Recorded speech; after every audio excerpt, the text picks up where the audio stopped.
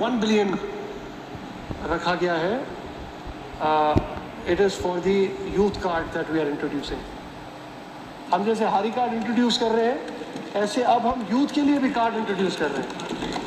जो हमारे स्पोर्ट्समैन के पास होगा, जो हमारे different universities, different colleges, different institutions के हमारे यूथ जो अंडर 30 है उनके पास वो कार्ड होगा, वो उससे उनको बेनिफिट्स मिलेंगे.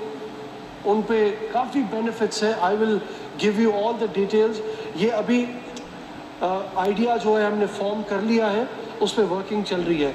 और डायरेक्ट जो है उसका सबसे बेहतरीन बात उस यूथ कार्ड की ये है, जो यूथ कार्ड होल्डर होगा उसकी डायरेक्ट कम्युनिकेशन होगी, कोऑर्डिनेशन चेयरमैन बिलावल भुट्टो के साथ.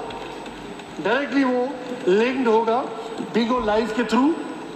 ही कैन, वो वीडियो कॉल पे चेयरमैन खुद आएंगे, बात करेंगे और कनेक्टेड होंगे अपने यूथ के साथ. तो आई थिंक ये एक बड़ा ज़बरदस्त कदम होगा और इस पे हमने सारा काम कर लिया है.